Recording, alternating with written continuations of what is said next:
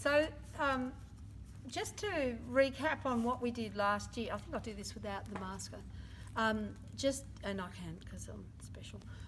Just to recap on last year, you all did an amazing job against the odds, making your first 2-3 patterns pretty much at home. And I have to say, I'm in awe of you because that is a big achievement. This technique will come as second nature to you because you understand about ease, seam allowances, all of those kind of things, notches and so on. So I had a conversation with my friend Bronwyn Shooks, who is a Sydney milliner, and she's made all the hats for Hamilton. And I have to say, if you haven't found her, she's called the Sydney, oh golly, I might have to give you the name. I think it's millinery department or something. The millinery department, that's exactly right. Thank you for that. And she, she's just done some incredible hats, including a crown, which is, it looks like King George III, but when you look inside, it's got little power packs for the batteries, for the microphones, and goodness knows what. It's just high tech. Anyway, she gave me permission to share this with you because her way is better than my way. So if I was teaching this, I would say, block a felt over your hat block, a cheap, expendable felt, and then we'll draw on it and we'll cut that out to make the pattern. Bronwyn uses masking tape.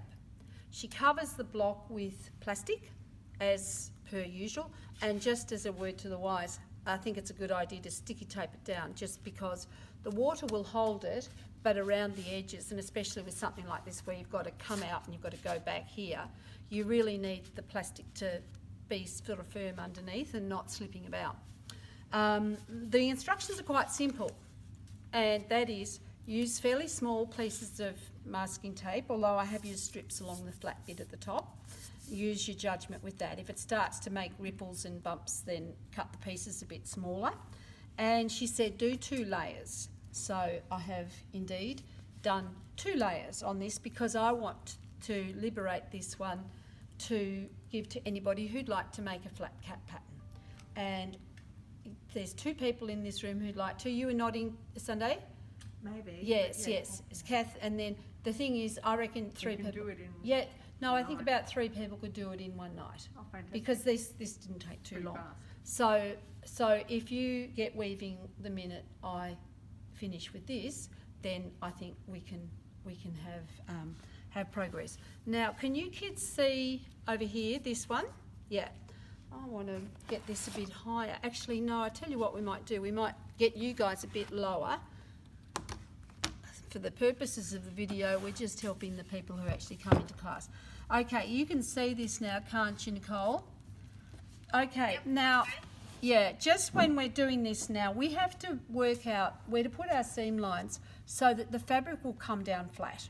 The same thing applies if you decided to do something like this. Anyone who's got a big head, there's a 24-inch, 62 centimetre hat here.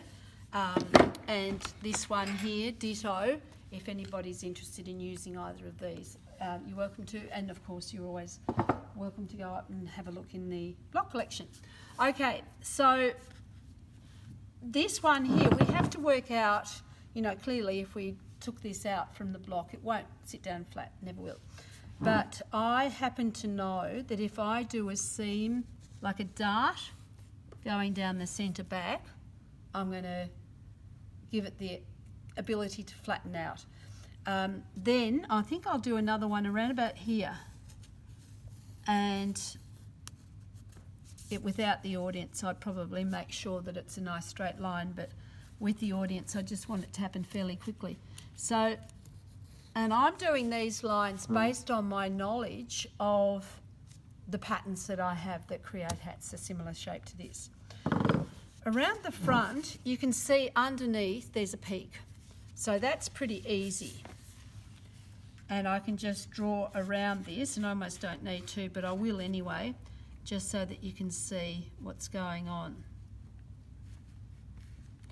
And who knows how difficult that is to draw on the outside edge of a peak. And then this one is the easy one. Now, that's my underside of my peak ready to go. Now, this is the leading edge of the cap, and I think these caps work best when the peak and the leading edge of the cap are in the same place. So I'm just going to go around here, and there's a thing. You can see there it starts to drop away, and it's curving that way as well. So I'm going to go like that, and I'm going to head, I might even go a tad higher, because you can see that corner is sitting up about there. Then I'm going to come around, see that that's curving that way and it's curving that way. We call that a complex curve. If you think about any of those leather covered balls that people kick around, you know, mostly men, but women do too, soccer balls and footballs and so on. If you think about where the seams are to create the feeling of it being ovoid or spherical or whatever, this is what we've got to do here. We've got to work with a complex curve, and I reckon something like that will do. So this is going to come out, and it's going to take the form of a big wide kind of smiley piece, a little bit like half a brim it looks like. And I'm just going to put a dotted line down the centre because I want to want to know where that is, because I'm going to fold the thing in half. And ditto around here. So you can see that bit of a ridge there, so that's going to be there. And I'm going to do it around about the same distance, which is, hello, my 3 fingers are hard at work again. So we're just going to go like that, and then we're just going to drop it down there like that. So I reckon that's going to give us the 3 pieces. Now, because this block has a deep groove here, and then it's got the peak built in, I'm not going to cut that off until I've done the big smiley piece. So the next thing I'll do with this is I will actually, well, why not do it now? I'll tumble the block out.